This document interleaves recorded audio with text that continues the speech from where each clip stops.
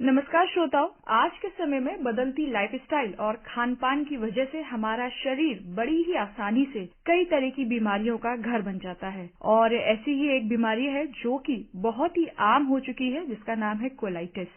तो इसी बीमारी से जुड़ी समस्याओं और समाधानों पर बात करने के लिए आकाशवाणी आगरा के स्टूडियो में आज हमने आमंत्रित किया है पेट और लिवर रोग विशेषज्ञ डॉक्टर विनीत चौहान जी को। डॉक्टर साहब, आपका हमारे आकाशवाणी आगरा के स्टूडियो में बहुत बहुत स्वागत है। धन्यवाद।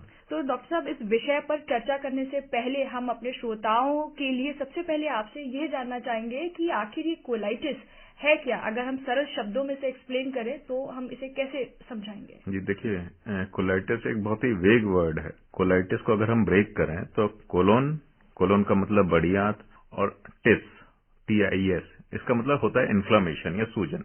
तो बड़ी आंत में सूजन को हम कोलाइटिस बोलते हैं। तो एक बहुत ही वेग टर्म है। किसी को दस्त हो रहे होते हैं वो भी कोलाइटिस बोलता है, किसी को मोशन में ब्लड जा रहा होता है वो भी कोलाइटिस बोलता है। हमारे लिए गैस्ट्रोएंटरोलॉजिस्ट के लिए कोलाइटिस का मतलब है इन्फ्लेमेशन इन कोलोन, बड़ी आंत में सूजन, उसको हम कोलाइटिस बोलते हैं।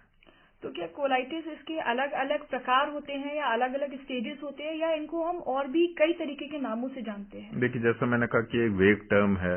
कई बार हम लोग इरिटेबल बाउल सिंड्रोम, IBS एक बीमारी है जिसमें केवल मोशन होते रहते हैं, उसको भी कोलाइटिस में बोल देते हैं। कुछ इन्फेक्शन है कि 2-4 दिन से दस्त हो रहे थे, उसको भी कोलाइटिस बोल देते हैं। कुछ बीमारियां ऐसी हैं जो लाइफ लॉन्ग है। एक्चुअली में कोलाइटिस वर्ड जो है उन्हीं के लिए यूज किया जाता है। जैसे अपने इंडिया में बहुत कॉमन है अल्सरेटिव कोलाइटिस, जिसमें मोशन में ब्लड जाता है, वो अल्सरेटिव कोलाइटिस है और एक्चुअली ये वर्ड उसी के लिए बना है। बाकी कई इन्फेक्शंस में भी इन्फेक्टिव कोलाइटिस करके यूज किया जा सकता है। तो डॉक्टर साहब, बात करें हम अगर इसके लक्षणों की, तो आरंभिक तौर पर, शुरुआती तौर पर किस प्रकार के लक्षण एक रोगी में देखने के लिए मिलते हैं?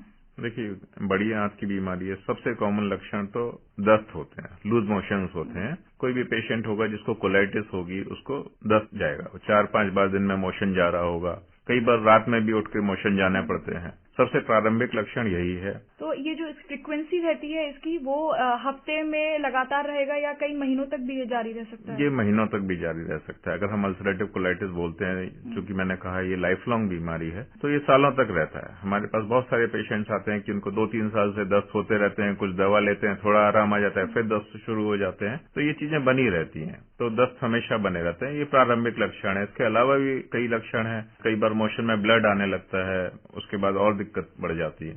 तो ऐसे कौन से लक्षण होते हैं जो कि एक अलार्मिंग सिग्नल की तरह काम करते हैं और हमें समझ लेना चाहिए कि अब इन लक्षणों के बाद हमें डॉक्टर से संपर्क करना चाहिए और इनको बिल्कुल हल्के में नहीं लेना चाहिए? देखिए, सबसे पहले कि अगर किसी को दस्त बने हुए हैं और बहुत टाइम से बने हैं, वो अपने आप में सफिशिएंट है, अपने आप में काफी है कि आप किसी डॉक्टर से परामर्श लें, केवल सेल्फ मेडिकेट ना करें। उसके अलावा जो लक्षण है, अगर मोशन में ब्लड जा रहा है, ये भी काफी चिंताजनक चीज है। ज्यादा ब्लड चला जाता है तो खून की कमी हो जाती है। आमतौर पर ज्यादातर मरीज ये कहते रहते हैं कि हमको पाइल्स हो गया है, ब्लड चला जाता है, ठीक हो जाता है, लेकिन ये ऐसा इग्नोर करने वाला, नजरअंदाज करने वाली चीज नहीं है। अगर मोशन में ब्लड जा रहा है तो बिल्कुल आपको दिखाना चाहिए, इन्वेस्टिगेशन, जांच होनी चाहिए ताकि पता चले कारण क्या है। तो इस तरीके के जो आरंभिक लक्षण होते हैं और जो आपने बिल्कुल बेसिक लक्षण बताया कि आपका जो मोशन है वो कंट्रोल में नहीं है, तो हमारे श्रोताओं को तुरंत डॉक्टर से संपर्क करना चाहिए। और अगर हम इसकी जो इनिशियल स्टेज होती है उस पर अगर हम डॉक्टर से कंसल्ट नहीं करते हैं तो क्या ये एक गंभीर बीमारी का भी रूप ले सकती है?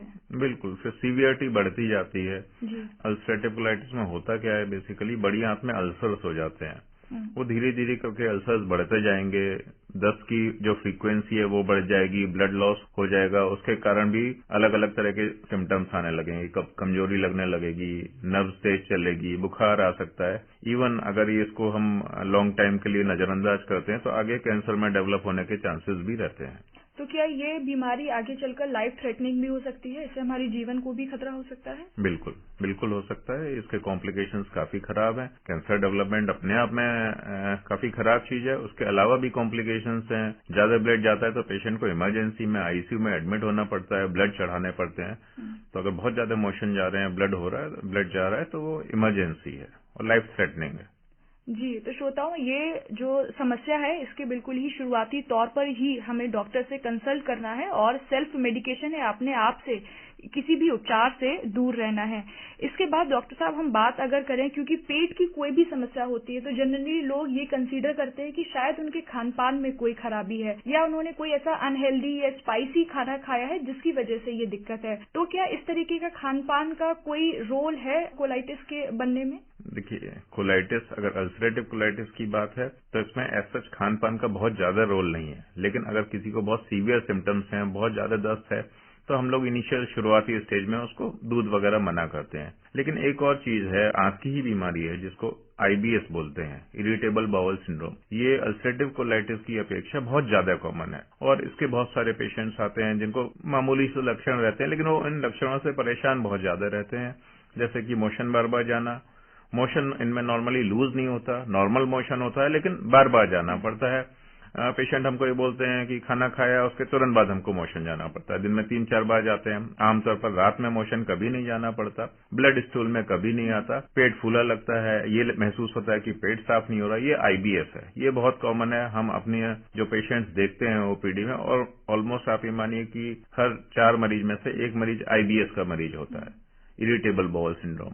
ये लाइफ थ्रेटनिंग बीमारी नहीं है। अल्सरेटिव कोलाइटिस के कंपैरिजन में हम बोलें तो आईबीएस से जीवन को कोई खतरा नहीं होता, लेकिन परेशान रहता है पेशेंट, बहुत ज्यादा परेशान रहता है पेट को लेके, पेट फूलता रहता है, पेट साफ नहीं होता।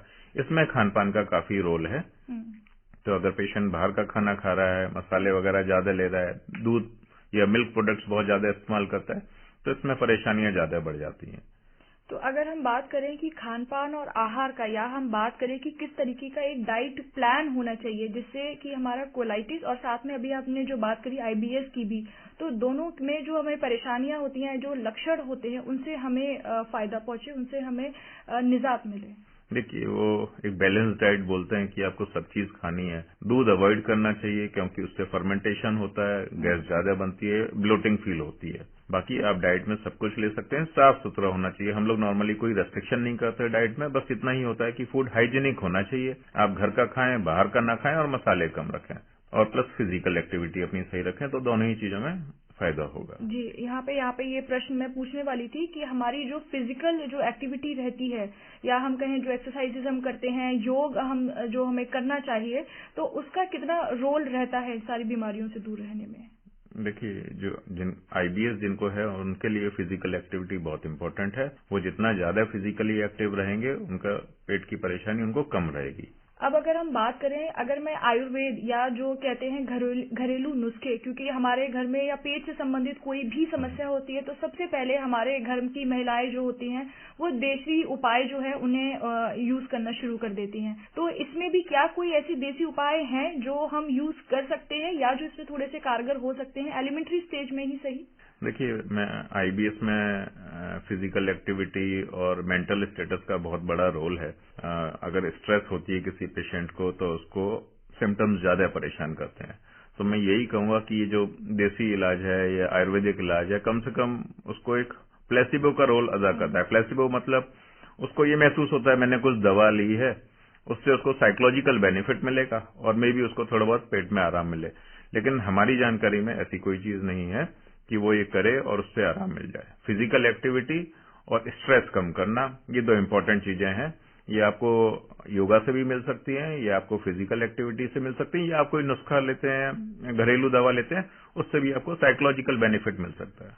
तो अगर हम कोलाइटिस के जो मेन कारण के रूप में अगर हम बात करें, तो वो अगर जैसे आपने बात करी कि आईबीएस में जो अनहेल्दी खाना, स्पाइसी फूड, ये एक मेन कारक होते हैं, तो कोलाइटिस का मेन कारण क्या है? किन वजहों से जो आंतों में है हमारी जो सूजन आ जाती है, या हमें ये जो रहता है बॉवेल मूवमेंट में हमें परेशानी आती है, वो किन कारणों से होता है? देखिए, अल्सरेटिव कोलाइटिस का एग्जैक्ट कारण अभी तक पता नहीं है।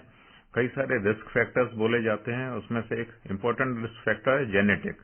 मतलब अगर किसी को फैमिली में हिस्ट्री है अल्सरेटिव कोलाइटिस की, तो उसको हाई रिस्क है, ज्यादा चांसेस हैं अल्सरेटिव कोलाइटिस होने के बजाय कि नॉर्मल पर्सन के। तो जेनेटिक रिस्क फैक्टर्स है। स्मोकिंग एक रिस्क फैक्टर है।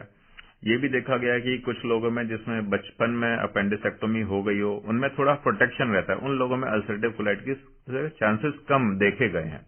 हालांकि कोई डेफिनेट नहीं कहा जा सकता कि इसके कारण ही अल्सरेटिव कोलाइटिस होता है। रिस्क फैक्टर्स हालांकि कई सारे बताए गए हैं। तो अगर हम इसमें बात करें एज की, क्या कुछ ऐसी पर्टिकुलर एज गैप है या एज रेंज है जिसमें ये जो डिजीज है वो ज्यादा होती है, या ये डिजीज कोई जेंडर स्पेसिफिक है कि मेल को ज्यादा होती है या फीमेल को? देखिए, बहुत ज्यादा डिफरेंस नहीं है। अल्सरेटिव कोलाइटिस किसी को भी हो सकता है। इवन हमारे पास जो पेशेंट आते हैं नॉर्मली मिडिल एज के आते हैं। इवन चाइल्डहुड अल्सरेटिव कोलाइटिस भी डिफाइंड है, बचपन में भी अल्सरेटिव कोलाइटिस देखी गई है। आईबीएस वाले पेशेंट्स नॉर्मली मिडिल एज के होते हैं और आईबीएस मोस्टली फीमेल्स में ज्यादा होती है। मे बी स्ट्रेस फैक्टर या क्या है एग्जैक्टली कहा नहीं जा सकता, लेकिन आईबीएस फीमेल्स में ज्यादा रहता है।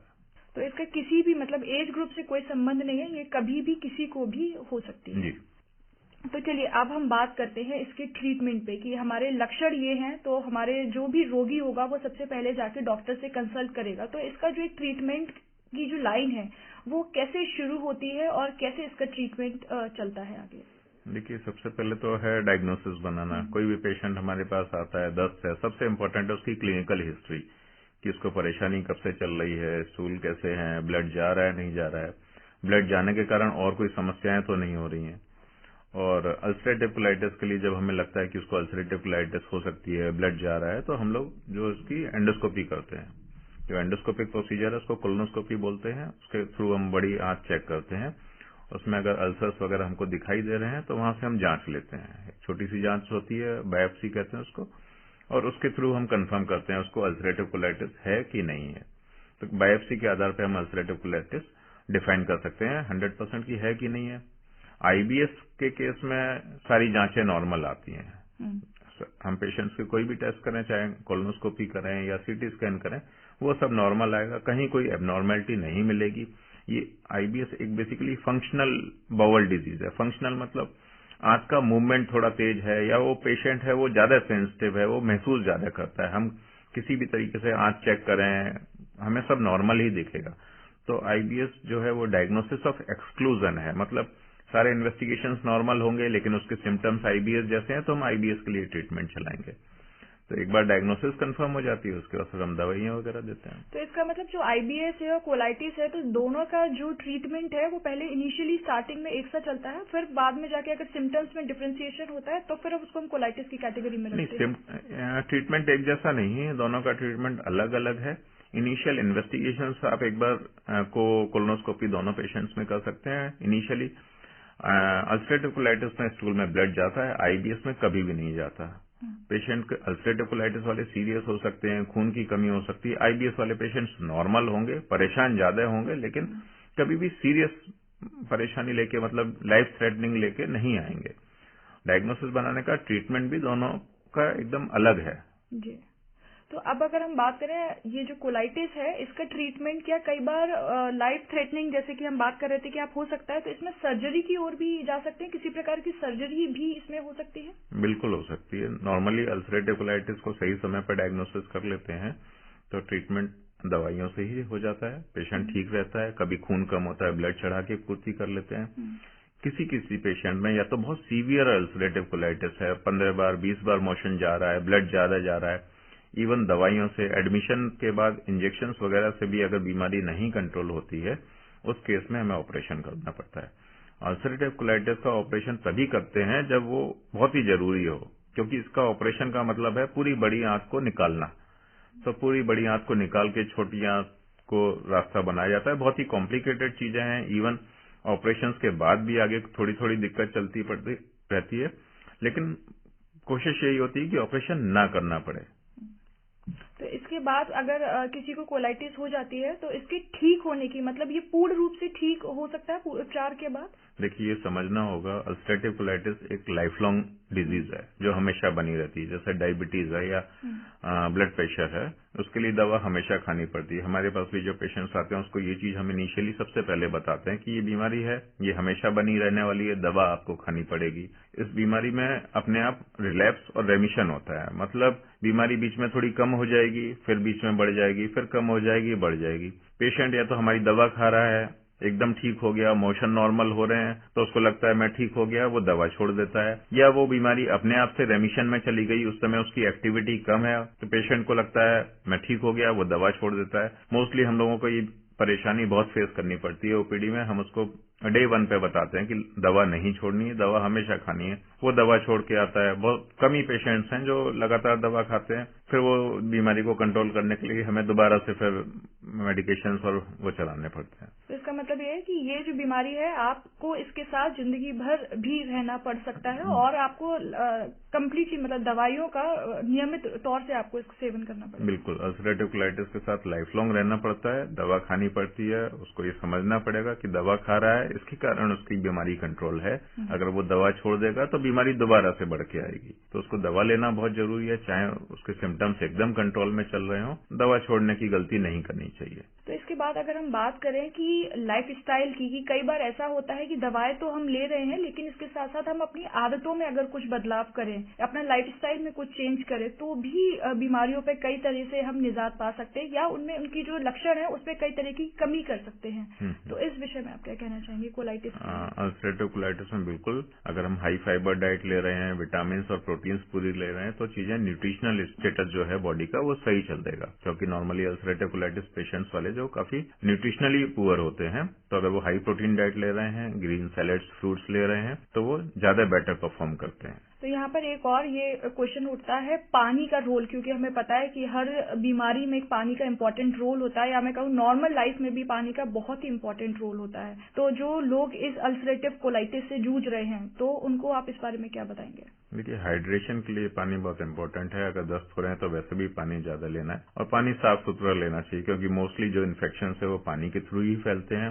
अल्सरेटिव कोलाइटिस वाला पेशेंट वो ऑलरेडी एक परेशानी से जूझ रहा है, अगर उसके पानी में इन्फेक्शन आएगा तो वो इन्फेक्शन उसको और ज्यादा दिक्कत करेगा। तो साफ सुथरा पानी लेना चाहिए और हाइड्रेशन एडिक्वेट रखना चाहिए। तो मतलब कि पोषण युक्त खाना और समुचित मात्रा में पानी, ये दोनों ही चीजों का कॉम्बिनेशन दवाइयों के अलावा बहुत ही महत्वपूर्ण है। बिल्कुल। और एक और डॉक्टर साहब, बार बार लोग शिकायत करते हैं, जैसा आप भी बता रहे हैं कि इसमें न्यूट्रिशन की कमी हो जाती है क्योंकि आपका बॉवल मूवमेंट कंटिन्यूस रहता है, तो इसमें वजन लोगों का लगातार गिरता रहता है। तो ऐसा क्या कुछ उनको स्पेसिफिक करना चाहिए कि उनका वजन नॉर्मल रहे और वो एक जो नॉर्मल हेल्दी लाइफ स्टाइल है, अपने जो रोजमर्रा के काम है या वो ऑफिस वगैरह जाते हैं करते हैं, तो वो भी साथ में पैरेलल अच्छे से मतलब चलता रहे? जी, बिल्कुल सही सवाल पूछा। हमारे यहाँ बहुत कॉमन धारणा है, आपने घर में भी देखा होगा, अगर किसी को दस्त होते हैं तो सबसे पहले वो लोग खाना बंद कर देते हैं। कई बार आप बताएं, उसके बावजूद होता है कि खाएंगे तो मोशन जाना पड़ेगा तो वो खाना बंद कर देते हैं। तो लोग ज्यादातर उनका न्यूट्रिशनल स्टेटस खराब होता जाता है। तो हमारे लिए बहुत जरूरी है कि उनका प्रोटीन ठीक रहे। प्रोटीन के लिए दाल, राजमा, सोयाबीन, पनीर, अंडे, ये सब खाने बहुत जरूरी हैं। अगर न्यूट्रिशनली स्टेटस ठीक है तो मेडिकेशंस भी अच्छा काम करती हैं और उसका जो लाइफस्टाइल है या बोले क्वालिटी ऑफ लाइफ है वो भी अच्छा रहता है। तो डॉक्टर साहब, ये तो बहुत ही आपने इम्पोर्टेंट बात बताई कि हमें अपना न्यूट्रिशन, अपना जो पोषण युक्त आहार है उस पर हमें विशेष रूप से ध्यान देना है, लेकिन इसके साथ ही एक बहुत ही महत्वपूर्ण चीज होती है हमारा मानसिक स्वास्थ्य, क्योंकि आदि जो बीमारियां हैं वो तो हमारा शरीर लड़ता ही है उनसे, लेकिन कहीं ना कहीं हमारा दिमाग भी उन बीमारियों से जूझता है। तो किस प्रकार एक पेशेंट जो इस दौर से गुजर रहा है वो अपने आप को स्ट्रांग रखे और उसका जो फैमिली का जो एक सपोर्ट सिस्टम है वो उसको किस तरीके से इस बीमारी के साथ कोप करने के लिए हेल्प कर सकता है? कोई भी बीमारी अगर वो लाइफ लॉन्ग है, डेफिनेटली उसके मेंटल स्टेटस पे असर डालती है। हम उसको समझाने की कोशिश करते हैं कि ऐसी कोई बहुत बड़ी बीमारी नहीं है, आप दवा रेगुलर लेंगे तो सब ठीक चलेगा, स्ट्रेस फ्री रहे। उसको बस ये मानना चाहिए कि वो एक दवा खाएगा, एक गोली खा रहा है सिंपल, उससे ठीक है, कंट्रोल चल रहा है। दवा बंद नहीं करनी और फिर मेंटली स्ट्रांग रहना है। आईबीएस में भी मेंटल स्टेटस का बहुत ज्यादा रोल है, क्योंकि अगर स्ट्रेस रहती है तो इससे सिम्टम्स और एग्रावेट हो जाते हैं और ज्यादा परेशानियां होने लगती हैं, क्योंकि ये स्ट्रेस रिलेटेड है। तो आईबीएस के लिए तो मेंटल स्टेटस और ज्यादा जरूरी है। फैमिली के लिए मैं ये कहना चाहूंगा, फैमिली सपोर्ट बहुत जरूरी है, क्योंकि जो पेशेंट है वो ऑलरेडी अपनी परेशानियों से परेशान है, प्लस अगर हम उसको दवा दे रहे हैं तो वो भी परेशान रहता है कि दवा खा रहा हूं, कब तक खाऊंगा, इतने दिन से चल रही है। तो फैमिली वालों को भी ये समझना चाहिए, उसको सपोर्ट देना चाहिए कि एक दवा खा रहा है, एकदम ठीक है और चिंता फिक्र नहीं रख, अपनी डाइट ठीक रख, तो सब ठीक रहेगा। अच्छा डॉक्टर साहब, यहाँ पर एक और प्रश्न मेरे दिमाग में आ रहा है कि ये जो वल्नरेबल सेक्शन होता है हमारा सोसाइटी का, या मैं कहूँ ओल्ड एज की तरफ अगर हम जाएं तो वो सेक्शन, या जो प्रेग्नेंट विमेन है उनकी तरफ, या अगर बहुत छोटे बच्चों को अगर ये इस तरीके की डिजीज है या इस तरीके की परेशानियों को वो देख रहे हैं, तो वो कैसे इसको डील कर सकते हैं? क्योंकि उनके जो इससे डील करने की जो सिचुएशन है उस टाइम पर उनकी जो पावर वो कंपैरेटिवली कम होती है, तो वो कैसे डील कर सकते हैं? बेसिकली यहाँ पे फैमिली का रोल और ज्यादा बढ़ जाता है, बच्चों को समझाना और मुश्किल होता है।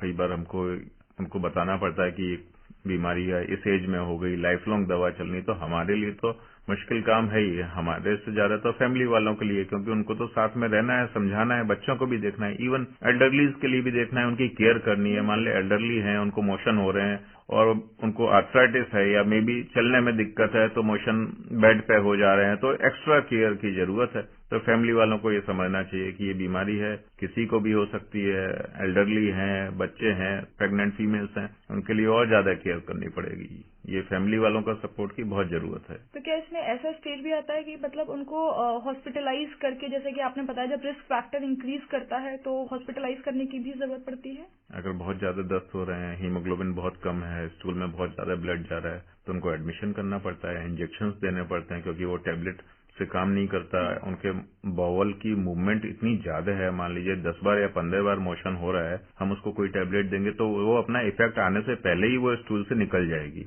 तो कई बार फिर हमें उनको इंजेक्शन देने पड़ते हैं।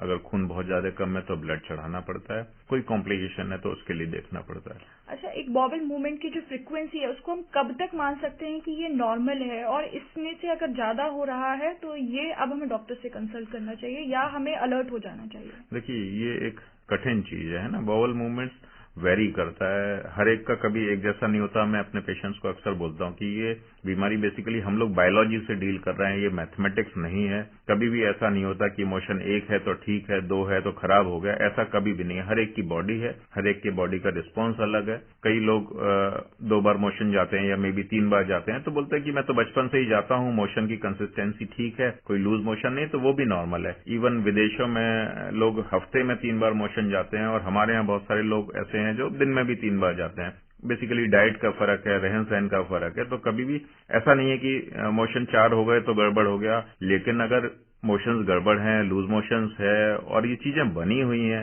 या रात में भी मोशन जाना पड़ रहा है, आप सो गए 11 बजे 12 बजे अचानक नींद खुली, मोशन जाना पड़ रहा है, या अगर मोशन में ब्लड आया तो उसको कभी भी नेग्लेक्ट नहीं करना चाहिए, वो गड़बड़ है। केवल मोशन की फ्रीक्वेंसी इंपॉर्टेंट नहीं है, उसके अलावा बाकी जुड़े हुए फैक्टर, परेशानी कब से चल रही है, ये सब चीजें देखनी पड़ती हैं। तो डॉक्टर साहब, यहाँ पर कई बार ऐसा क्या हम फील कर सकते हैं कि ये जो एसिडिटी या जो एसिड रिफ्लेक्स की जो प्रॉब्लम होती है, या हम कहते हैं हमें गैस बन रही है, वो भी इससे कहीं ना कहीं एसोसिएटेड है? देखिए, जो गैस बन रही है ये बहुत वेग टर्म है। कोई ब्लोटिंग, जो मैंने बोला आईबीएस में होती है ब्लोटिंग, मतलब पेट फूलना, उसको भी लोग बोलते हैं गैस बन रही है। किसी को जलन होती है पेट में या सीने में जलन होती है, उसको बोलते हैं गैस बन रही है। कई लोग हमारे पास आते हैं कि गैस सिर में चढ़ रही है, ये बहुत वेग टर्म है। अगर सीने में जलन है या पेट में जलन है तो नॉर्मली डिस्पेप्सिया या हार्ट बर्न हम बोलते हैं। वो गर्ड है, वो एक गैस्ट्रोएसोफेजियल रिफ्लक्स डिजीज होती है, वो एकदम इससे अलग है, वो बड़ी आंत की बीमारी नहीं है। और गैस एक बहुत वेग टर्म है, तो हमको स्पेसिफिकली पूछना पड़ता है कि गैस से क्या मतलब है, आपका क्या कहना चाह रहे हैं। फिर वो हमें एक्सप्लेन करते हैं मोस्टली कि पेट फूल रहा है या जलन है या और कोई दिक्कत है।